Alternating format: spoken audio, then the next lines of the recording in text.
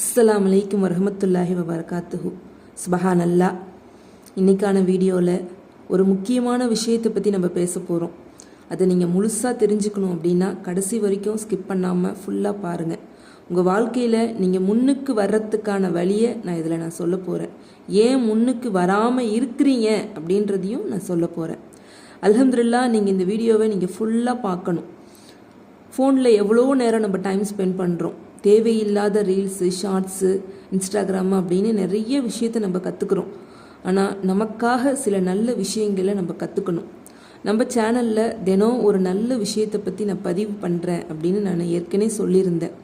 அதுக்கு நிறைய பேர் ரெஸ்பான்ஸ் பண்ணியிருந்தீங்க. அதுக்கு நான் ரொம்ப நன்றி செலுத்திக்கிறேன். இன்றைக்கி நம்ம ஒரு முக்கியமான விஷயத்தை பற்றி தான் நம்ம சொல்ல போகிறோம். வாழ்க்கையில் நம்ம ஏன் இன்னும் முன்னுக்கு வராமல் இருக்கிறோம், எதனால், என்ன விஷயத்தினால நம்ம இருந்த இடத்துல இருந்து அடுத்த ஸ்டெப்புக்கு நம்மளால் போகவே முடியல அப்படிங்கிறத நீங்கள் முதல்ல தெரிஞ்சுக்கணும். முதல்ல நீங்களே அந்த விஷயத்தை பற்றி தேடி இருப்பீங்க. ஏன் நம்ம இப்படியே இருக்கிறோம், என்ன ரீசன் அப்படிங்கிறத நீங்களே யோசித்து பார்த்துருப்பீங்க. எதனால் அப்படின்னா நம்மளை சுற்றிக்கிட்டு இருக்கிற சில பிரச்சனைகளால், சில பாவங்களால் மட்டும்தான் நம்ம இந்த மாதிரி இருக்கிறோம். அதை எப்படி நம்ம சரி பண்ணிக்கணும் அப்படிங்கிறத நம்ம தெரிஞ்சுக்கணும். முதல்ல நம்ம வாழ்க்கையில் எல்லாரும் தொழுகையை கடைப்பிடிக்கணும். தொழுகாதது எவ்வளோ பெரிய பாவத்தை அல்லாஹ் நம்ம மேலே எழுதிக்கிட்டு இருக்கிறான் அப்படிங்கிறது உங்களுக்கு இப்போ தெரியாது. கடைசி காலத்தில் தான் நமக்கு அது தெரிய வரும். அப்போ நம்ம தொழுகணும்னு நினைக்கும் போது அதுக்கான நேரமும் நம்மக்கிட்ட இருக்காது, அதற்கான வயசும் நம்மக்கிட்ட இருக்காது. வயசுல இருந்தே நம்மளோட தொழுகையை நம்ம கண்டிப்பாக கடைப்பிடிச்சி தொழுகணும். தொழுகையோட சிறப்பு என்ன அப்படிங்கிறத ஹதீஸ் ஸ்கிரிப்டுன்னு ஒன்று வரும். அப்போ அதை பார்த்து தெரிஞ்சுக்கோங்க. தினமுமே நம்ம சேனலில் ஒரு ஹதீஸ் வரும். அந்த ஹதீஸை தினம் கேட்டுட்டு படுங்க.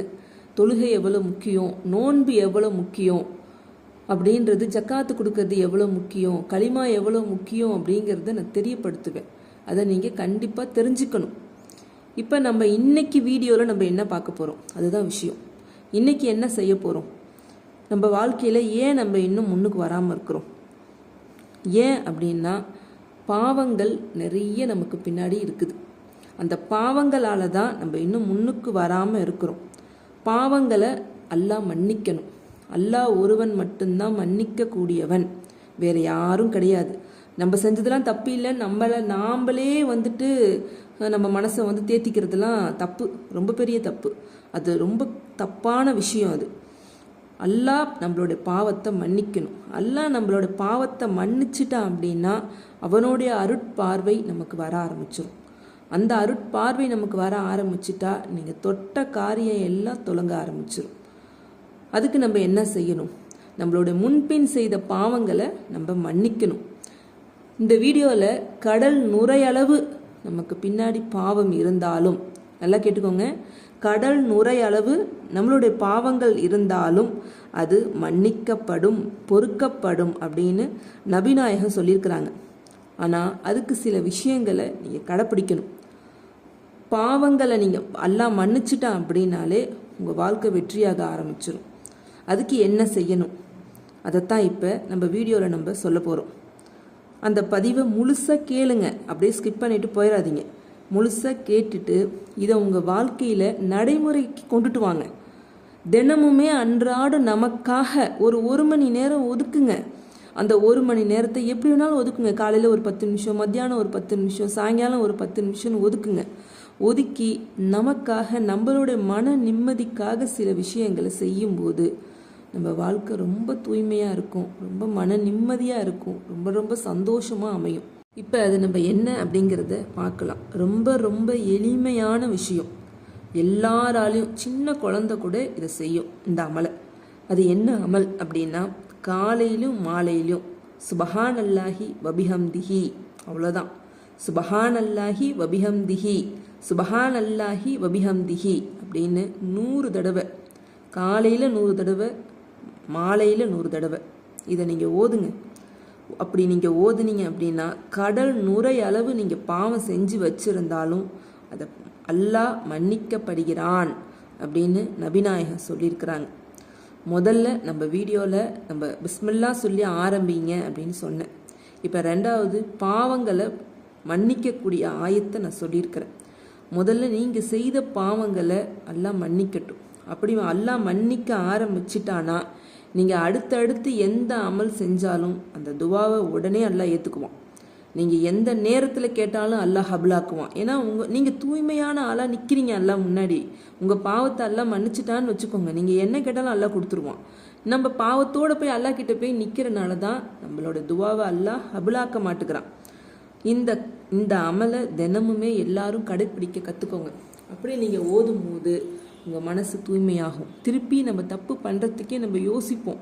நம்ம இப்போ தான் ஏற்கனவே செஞ்ச தப்பெல்லாம் நம்ம குறைச்சிக்கிட்டு வரோம், இப்போ திரும்பி நம்ம எந்த தப்பும் செய்யக்கூடாது அப்படின்னு அப்படி நம்ம மனசை ஒருநிலைப்படுத்தி நம்ம கொண்டுட்டு வரும்போது நம்ம வாழ்க்கையில் எல்லாமே வெற்றியாக அமையும்.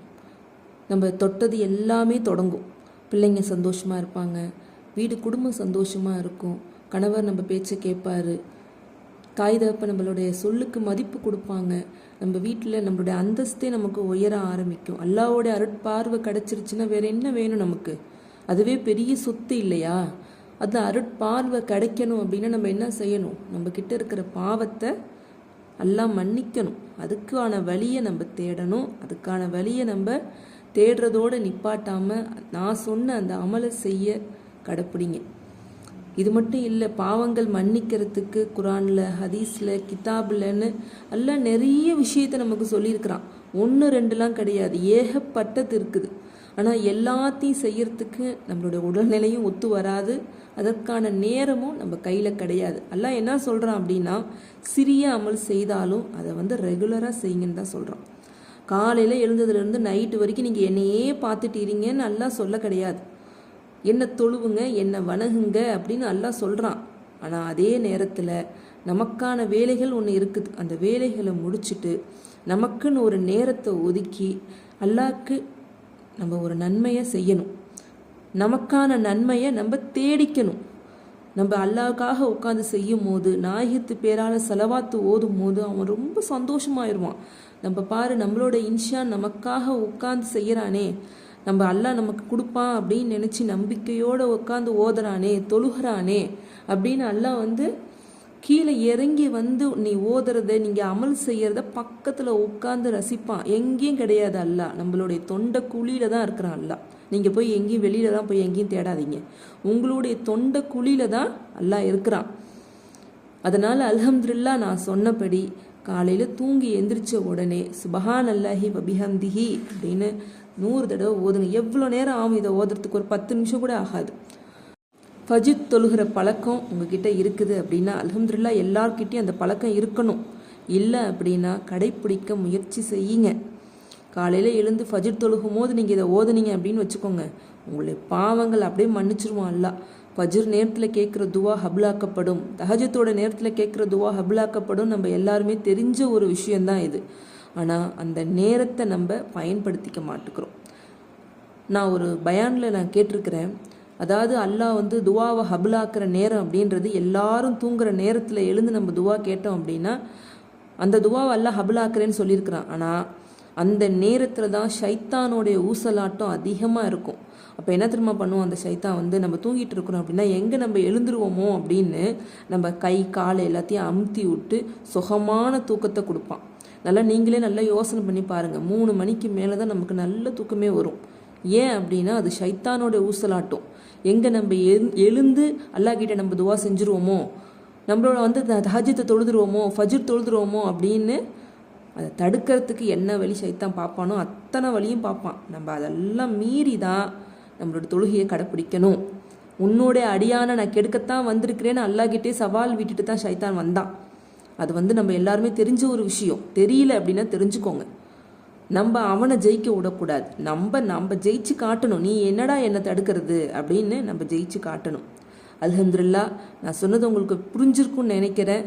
சுபஹான் அல்லாஹி வபிஹம்திஹி காலையில் 100 தடவை ஓதுங்க. ஃபஜ்ரில் ஓதுறது ரொம்ப சிறந்தது. அதே மாதிரி மஹ்ரிபில் 100 தடவை ஓதுங்க. ஓதி அல்லாஹ் கிட்ட துவா செய்யுங்க. அல்லாஹ் நான் எந்த பாவம் செய்திருந்தாலும் என்னுடைய பாவத்தை மன்னிச்சிரு. ஒருவேளை என்னுடைய மூதாதையர்கள், என்னுடைய தாய் தகப்பன், மாமனார் மாமியார், என்னுடைய கணவர் இந்த மாதிரி யார் செய்திருந்தாலும், எந்த பலா முசீபத்து எங்களை சுற்றிக்கிட்டு இருந்தாலும் அதிலிருந்து எங்களை விடுதலையாக்கி எங்களுடைய பாவங்களை மன்னிச்சு, எந்த பாவத்தால் எங்களுடைய குடும்பம் முன்னுக்கு வராமல் இருக்குதோ அந்த பாவத்தை நீ மன்னிச்சு இனி எங்கள் குடும்பத்தை நல்ல நிலைமைக்கு கொண்டுட்டு வந்து விடுற அல்லா அப்படின்னு துவா செய்யுங்க. அல்லாஹ் உங்களோட துவாவை ஹபுலாக்கணும்னு நானும் அல்லாஹ் கிட்ட துவா செய்கிறேன். எனக்காக நீங்களும் துவா செய்யுங்க. அஸ்ஸலாமு அலைக்கும் வரஹ்மத்துல்லாஹி வபரகாத்துஹு.